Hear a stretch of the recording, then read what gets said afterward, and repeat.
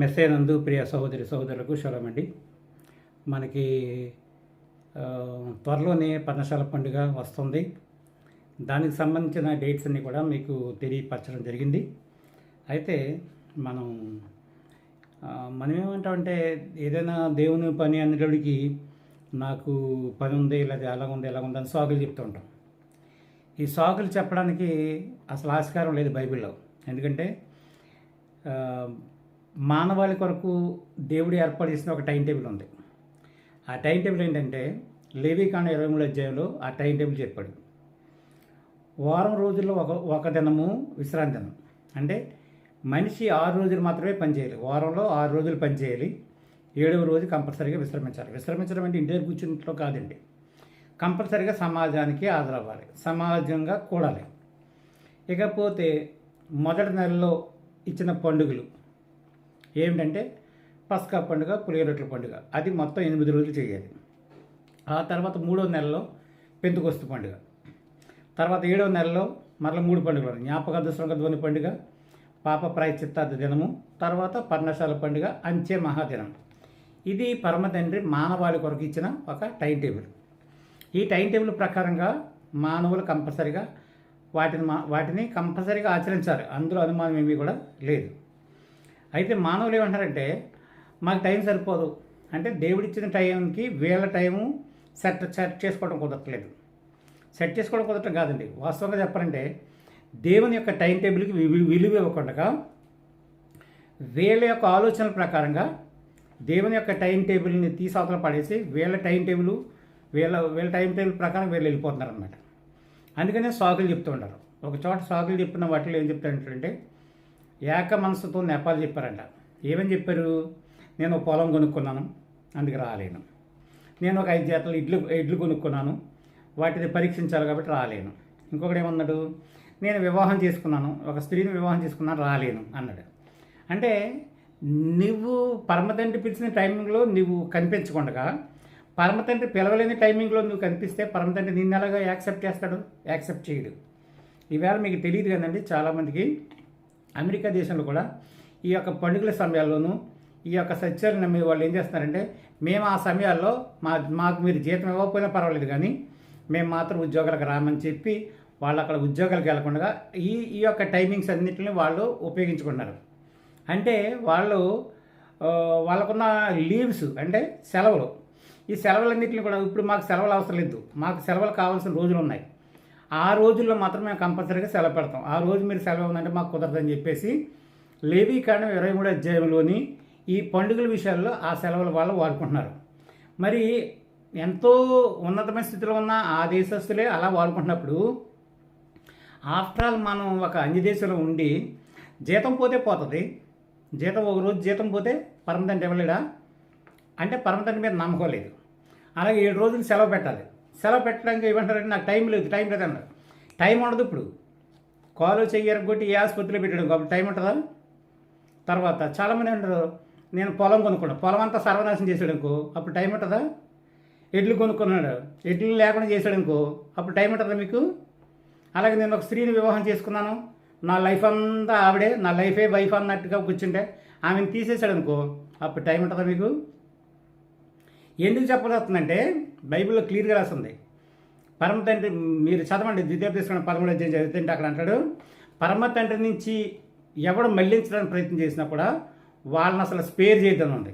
అది నీ తల్లి కుమారుడే కానీ నీ తండ్రి కుమారుడే కానీ ఎవరైనప్పటికీ ఒక స్నేహితుడి కానీ ప్రాణ స్నేహితుడి కానీ తల్లి కానీ తండ్రి కానీ లేక నీ కౌగిట భార్య కానీ నిన్ను ఆ మార్గం నుంచి అంటే పరమ తండ్రి యొక్క మార్గం నుంచి తప్పించడానికి ప్రయత్నం చేసి అన్యదేవతలను పూజించాలని ప్రయత్నం చేసినా, లేక ఆయన నియామక కాలాలు ఎగ్గొట్టించడానికి ప్రయత్నం చేసినా అలాంటి వాళ్ళని అసలు స్పేర్ చేద్దాం అండి.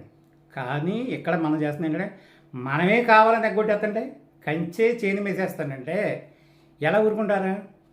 కనుక ఇక్కడ జరుగుతున్న విషయం ఏంటంటే మీ అంతటి మీరే పరమతండ్రి మీద నమ్మకం లేక మీరు చేస్తున్న పనిని మీకు పరమతండ్రి మీద నమ్మకం లేకపోతే మరి మొత్తానికి పరమతండ్రిని వదిలేయండి.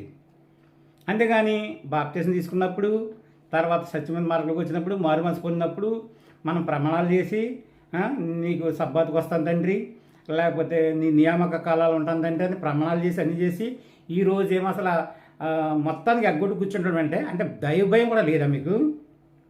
దైవ భయం లేదు, మానవుడు భయం లేదు, ఎవడ భయం లేదు. విచ్చలవిడి బ్రతుక అని అడుగుతున్నాను. సబ్బాతీయులు మరీ దారుణంగా తయారయ్యారండి. సబ్బాతికి అంటే సబ్బాత్ సంఘాలు దూరం ఉంటాయి కాబట్టి సమాజాలకు రావటానికి కష్టమైపోతుంది.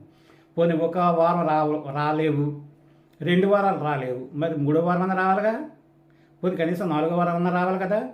సహవాసంగా సమాజంగా కూడటం మానవద్దని పరమతండ్రి చెప్పినప్పుడు సమాజంగా కూడటం కనీసం నెలలో ఒక్కరోజు కూడా సమాజంగా కూడటం నీకు సమయం ఉండలేదా? అంత సమయం లేకుండా ఏం సంపాదించేసావు నువ్వు చెప్పు ఒకసారి. కనుక ఇవన్నీ ఏంటంటే మానవులు సాకులు చెప్పడం. ఇలాంటి సాకులు చెప్పి దెబ్బలు తిన్నవాళ్ళు అనేక మంది ఉన్నారు. దెబ్బలు తినకుండా ఉండాలంటే జీతం పోయినా పర్వాలేదు, పరమతండ్రి కొరకు రావాలి. అవసరమైతే మెడికల్ లీవ్ పెట్టుకుని రావాలి. అర్థమవుతుందా? సమాజంగా కూడాలి. అది మానవుడికి ఇచ్చిన పరమతండ్రి మానవుడికి ఇచ్చిన ఒక టైం టేబుల్. అది ఆ టైం టేబుల్ ఎగ్గొట్టేసి నా ఇష్టపడినగా ప్రవర్తిస్తాను, నాకు ఇష్టపడినప్పుడు వస్తాను నన్ను దీవించండి. పరమతండ్రి ఎలా దీవిస్తాడు మిమ్మల్ని? ఎప్పుడు దీవించడు. సమాజంగా కూడిట మానక అని ఉంది బైబిల్లో. కంపల్సరీగా సమాజంగా కూడాలి. ఒకరోజు ఆఫీస్కి వెళ్ళలేదు, పట్టించుకోలేదు. 2వ రోజు ఆఫీస్కి వెళ్ళలేదు, పట్టించుకోలేదు. 3వ రోజు ఏం చేస్తున్నావు నువ్వు? కంగారుగా ఆఫీస్కి వెళ్ళిపోతున్నావు. ఎందుకని? నీ జీవనోపాధి పోతుందని. అవునా? ఒక వారం సబ్బాతుల్లో లేవు, మంచిది. 2వ వారం సబ్బాతులో లేవు, మంచిది. 3వ వారం కూడా లేవు, మంచిది. మరి కనీసం 4వ వారం, నెలలో ఒక్క వారమైనా సమాజంగా కూడాలి, సమాజానికి వెళ్దాము అనే ఆలోచన నీకు లేదంటే దాని అర్థం ఏంటి? అంటే నీకు దాని మీద ఇంట్రెస్ట్ లేదు. ఇంట్లో కూర్చొని చేసుకుంటాను అంటున్నావు. అన్నీ ఇంట్లో కూర్చొని చేసుకుంటావా? లేకపోతే పాస్టర్ గారితో ఫోన్ చేసి మాట్లాడతావు. ఫోన్ చేసి నీ భార్యతో కూడా మాట్లాడవచ్చు కదా. ఎక్కడో ఉండి నీ భార్యతోటి, నీ పిల్లలతోటి వాళ్ళని చూసుకోవద్దు. ఫోన్ చేసి మాట్లాడి అన్ని ఫోన్లోనే నీకు కాంటాక్ట్స్.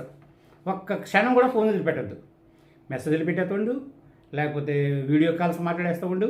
అలా మాట్లాడేసి నువ్వేమో ఒకచోట ఉండు, నీ భార్య నీ పిల్లలు ఒకచోట ఉంటారు. Are you satisfied? అప్పుడు నీకు సంతోషంగా ఉంటుందా? అప్పుడు నీకు సంతృప్తికరంగా ఉంటుందా? అంటే అది ఉండదు. ఎంత రాత్రి అయినా, ఎంత ఏదైనా సరే వెళ్ళిపోవాలి, పరిగెత్తుకుపోవాలి. అన్నీ చెప్తాడు. పెండ్లి అయిన వాడు తన భార్యని ఎలాగ సంతోషపరుద్దామని చూస్తాడంట. భార్యను సంతోషపరచడం, పిల్లలను సంతోషపరచడం ఇవన్నీ జీవితంలో ఒక పార్ట్. అదే జీవితం కాదు. అర్థమవుతుందా? భార్యలు లేని వాళ్ళు ఎవరున్నారు? భార్యలను సంతోషపరచాలి, కరెక్టే. ఎంతవరకు? పిల్లలను సంతోషపరచాలి, కరెక్టే. ఎంతవరకు? అలాగే రక్త సంబంధులు సంతోషపరచాలి, ఎంతవరకు? తల్లిదండ్రులు సంతోషపరచాలి, ఎంతవరకు? ప్రతి వాళ్ళకి సర్టన్ ఎక్స్టెంట్ వరకు టైం ఇచ్చాడు తండ్రి. వీళ్ళందరినీ పరమతండ్రి ఇచ్చాడు. అలాగని చెప్పి వీళ్ళందరూ ఉన్నారు కాబట్టి వీళ్ళందరి కోసం పరమతండ్రిని వదిలేస్తే, పరమతండ్రి వీళ్ళందరినీ తీసేస్తే ఒకసారి ఆలోచించుకోండి మీరు. నీ భార్యను తీసేసాడు అనుకో, అప్పుడు ఏం చేస్తావు? మన మామూలుగా తీసేయడం వేరు, శాశ్వతంగా తీసేయడం వేరు. శాశ్వతంగా తీసేస్తే నోరు నెత్తు కొట్టుకున్నా ఉపయోగం ఉండదు. శాశ్వతంగా నీ జాబ్ లేకుండా చేసేస్తే నువ్వు నోరు నెత్తు కొట్టుకున్నా ఉపయోగం ఉండదు. శాశ్వతంగా నువ్వుకున్న పొలం తీసేస్తే అప్పుడు నువ్వు నోరు నెత్తి కొట్టుకున్న ఉపయోగం ఉండదు. అలా శాశ్వతంగా ప్రతిదీ నువ్వు అనుకున్న ప్రతిదాన్ని తీసిపడేస్తే ఏదైతే పరమతండ్రి కొరకు అడ్డుగా వచ్చి నిన్ను పరమతండ్రి దగ్గర రానివ్వట్లేదు వాటన్నిటినీ పరమతండ్రి తీసేస్తే అప్పుడు ఏం చేస్తావు? ఉద్యోగం తీసేస్తే ఏం చేస్తావు? ఆరోగ్యం తీసేస్తే ఏం చేస్తావు? నీ కుటుంబాన్ని మొత్తం స్మాష్ చేసేస్తే ఏం చేస్తావు? నేను అడుగుతాను, చెప్పండి. అంటే పరమతండ్రి అంటే అంత తేలిగ్గా ఉందా? పరమతండ్రి నియామక కాలంటే అంత తేలిగ్గా ఉన్నాయా మీకు? చాలా బాధతో మాట్లాడుతున్నాను ఈ మాటలు. చెప్పండి. సబ్బాతీయులు మీకు అసలు భయం లేదు, దైవ భయం లేదు. ఒక దైవ సేవకుడు అంటే భయం లేదు, ఎవడన్నా భయం లేదు. విచ్చలవిడి బ్రతుకు. చాలామంది సబ్బాతీయులు చూశానండి. సబ్బాత్కి వచ్చే వరకు ఒక రకమైన నాటకం. సబ్బాత్కి వచ్చిన తర్వాత ఆ పాస్టర్ గారితో లేకపోతే ఆ చుట్టుపక్కల ఉన్న వాళ్ళతో వీళ్ళతో గొడవలు పెట్టుకోవడం, ఇంకా అక్కడి నుంచి సబ్బాయి ఎగ్గొట్టాడు. దానికి దీనికి సంబంధం ఏముంది? నువ్వు ఎందుకు వస్తున్నావు అక్కడ మందిరానికి? ప్రార్థన చేసుకోవడానికి. నీ పక్కలు కూడా నీకెందుకు అవసరమా? తండ్రిని ఆరాధించుకోవడానికి రావాలి. నువ్వు చేయవలసిన పనులన్నీ అక్కడ చేసుకుని పోవాలి. అది మానేసి వేరే పనులన్నింటిలో పెట్టుకుని సబ్బాయి ఎగ్గొట్టేసి ఈ సంఘం తర్వాత ఇంకో సంఘం తర్వాత ఇంకో సంఘం, వాడి తప్పులని వీడి దగ్గర చెప్పడం, వీడి తప్పులని వాడి దగ్గర చెప్పడం. ఇదేనా మీ బ్రతుకు? లైఫ్ లాంగ్ ఇదేనా? దేవుని కోసం ఏం సాధించారు మీరు? విచ్చలవిడిగా తిరగడమేనా? అంతా తెలుసు, అంతా తెలిసినా పర్లోకి వెళ్ళరు కదా మీరు. మీకు ఎన్ని తెలిస్తే మాత్రం ఏముంది? సమాజంగా కూడాలి, విశ్వాసులతో కలిసి ఉండాలి, పరిశుద్ధులతో సహవాసం కలిగి ఉండాలి, దేవునితో సహవాసం కలిగి ఉండాలి, తర్వాత నియామక కాలాలు రావాలి, అనేక మందికి ప్రోత్సాహకరంగా ఉండాలి, మీ జీవితం అనేక మందికి ఆశ్చర్యకరంగాను దీవెనకరంగాను ఉండాలి. ఇవన్నీ మానేసి ఆయన మొత్తానికి ఆయన నియామక కాలాలని ఎగ్గొట్టుకుని కూర్చొని నీకు ఉద్యోగమే ముఖ్యము, నీ కుటుంబమే ముఖ్యము, నీ పొలమే ముఖ్యము, నీ ఎడ్లే ముఖ్యము అనుకుంటే ఇవన్నిటినీ శాశ్వతంగా తీసేస్తే నీ జీవితం ఏంటి ఒకసారి చెక్ చేసుకో. చెక్ చేసుకుని కనీసం ఈ సంవత్సరమైనా పండుగల విషయంలో అన్ని పండుగలకి మీరు మీ యొక్క ఉద్యోగాలకి రిజైన్ చేసేయండి. లేటండి మీ ఉద్యోగాలకు సెలవు పెట్టేయండి. డబ్బు నష్టం వచ్చిన పోనమండి, నష్టం వచ్చినా పర్లే. ఏ కాలేజీ ఎరగొట్టి మిమ్మల్ని ఆసుపత్రిలో పెట్టడం అప్పుడేమవుతుంది? అప్పుడేమైంది? అప్పుడు ఉద్యోగం పరిగెడతావా? చెప్పండి. ఒకసారి నేను పాలకొల్లు నుంచి భీమవరం వరకు సైకిల్ మీద వెళ్తే ఒక అతను అన్నాడు, నాకు టైం లేదండి అన్నాడు. సరే అనుకుని మళ్ళీ తిరిగి వెనక్కి వచ్చేసాను. వెనక్కి వచ్చేసిన తర్వాత అతనికి యాక్సిడెంట్ అయింది. యాక్సిడెంట్ అయింది. ఎక్కడ ఉన్నాడు ఇప్పుడు? హాస్పిటల్ని ఫోన్ చేశాడు. చెప్పాను, నీకు ఇప్పుడు సమయం బాగుందా అని అడిగాను. నీకు టైం ఇప్పుడు కుదిరిందా అని అడిగాను. దేవుడితోటి ఎలాగోళ్ళు ఆడకండి. దేవునితో ఏలకోలం ఆడినోడు ఎవడో కూడా బ్రతికి బట్టకట్టలేదు. అర్థమవుతుందా? చాలా కఠినంగా చెప్పాల్సి వస్తుంది తెలుసా. దేవుని దగ్గర దేవుని సమయాన్ని, దేవుని డబ్బుని, దేవునికి ఇవ్వాల్సిన ఘనతను, దేవునికి ఇవ్వాల్సిన గౌరవాన్ని దొంగిలిస్తే దేవుడు వదిలిపెట్టడు ఎవడని. జీవము గల దేవుని చేతిలో పట్ట మహా భయంకరం. ఆయన చెప్పాడు, 6 రోజులలో కష్టపడి పనిచేసుకో, ఒక రోజు నాదని చెప్పాడు. 6 రోజు పని చేసేస్తావు నువ్వు. సమాజానికి కూడా భయం లేదు. ఈవెన్ దైవ సేవకుల పిల్లలు కూడా ఇదే బ్రతుకు, దరిద్ర బ్రతుకు. ఎవరు అబ్బాయి ఉంది అని అడుగుతావు, ఎవరు అమ్మాయి ఉంది అని అడిగితే మేము ఇలాగ సో దైవ సేవకుల పిల్లలు ఉన్నారు. సిగ్గు లేదా? దైవ సేవకుల పిల్లలు ఏమిటి? మీకు కూడా సిగ్గు లేకుండా కనీసం అయ్యో మేము చిన్నప్పటి నుంచి మా తల్లిదండ్రులు తీసుకుని దశంభాగాలు తీసుకుని పోసి పెంచిన సొమ్ముతో మేము పైకి వచ్చాము. ఈరోజు మేము సభ ఎగ్గొట్టేస్తున్నాము, ఈరోజు మేము నియామకాలు ఎగ్గొట్టేస్తున్నాము, ఈరోజు మేము కనీసం పండుగలకు హాజరవట్లేదు అనే సిగ్గు, నీతి, నియమం ఏమీ లేదు. ఎక్కడి నుంచి వచ్చారు? ఏం తిని మీరు పైకి వచ్చారు? ఏం మాట్లాడుతున్నారు మీరు? మీకు ఉద్యోగం ముఖ్యమా, పరమతండ్రి ముఖ్యమా? మీరు చదవండి, ద్వితీయోపదేశకాండం 13వ అధ్యాయం ఉంటుంది. పనికి మాలిన మనుషులు ఎవరైనా మీకు పరమతండ్రికి మధ్యన అడ్డొచ్చినా కూడా అలాంటి వాళ్ళని కూడా అసలు స్పేర్ చేద్దని రాసింది. పనికి మాలిన మనుషులు మిమ్మల్ని అడ్డుకుంటున్నారా? లేకపోతే మీ కుటుంబ సభ్యులు మిమ్మల్ని అడ్డుకుంటున్నారా? ఎవడ మిమ్మల్ని అడ్డుకొని తండ్రి యొక్క నియామక కాలాల్లో మీరు మిమ్మల్ని లేకుండా చేస్తున్నారు? ఉద్యోగమా? సెలవు పెట్టు. సెలవు పెడితే ఏమవుతుంది? జీతం పోతుంది. జీతం పోతే పరమతండ్రి ఇస్తాడు. దేనికోసం అంటే నీకు పరమతండ్రి ముఖ్యమా, జీతం ముఖ్యమా? నీకు పరమతండ్రి ముఖ్యమా, పరమతండ్రి యొక్క బిడ్డలు ముఖ్యమా? పరమతండ్రి పెట్టి ఆహారం తింటావా, లేదా పందులు పొట్టి తింటానికి ఆ రోజులు కూడా వాడుకుంటావా? ఆలోచించుకోండి. సబ్బాతీలందరి కొరకు, సబ్బాత్ని ఎగ్గొట్టే వాళ్ళ కొరకు, నియామక కాలాన్ని ఎగ్గొట్టే వాళ్ళ కొరకు చేస్తున్న వీడియో ఇది. మీకు చెప్తున్నాను, ఈరోజు నేనెంతో కష్టపడి ప్రార్థన చేసి చెయ్యిగా పరమతండ్రి ఇచ్చిన వర్తమానం ఇది. మీరు ఈ సంవత్సరం నియామక కాలాన్ని ఎగ్గొట్టండి, సబ్బాతులు ఎగ్గొట్టండి. రాబోయే టైంలో మీకు ఎలా ఉంటుందో ఒకసారి చూసుకోండి. పరమతండ్రి ద్వారా ప్రేమను పొందుతారా? ఆయన ఓర్చుకుంటున్నాడు మీ విషయంలో. సత్వివేకం ఆయన చూస్తారా, లేకపోతే బెత్తం దెబ్బలు తింటానికి ప్రయత్నం చేస్తారా? బెత్తం దెబ్బలు తగిలి వరకు మీరు రానంటే మీరు అలాగే ఉండండి. ఆయన బెత్తం దెబ్బ ఎలాగుంటుందో ఒకసారి రుచి చూస్తేనే కానీ మీకు తెలియదేమో. పోలీసు దెబ్బ అయినా రుచి చూడాలంట మనిషి అనేవాడు, లేకపోతే పరమతండ్రి దెబ్బ అయినా రుచి చూడాలంట.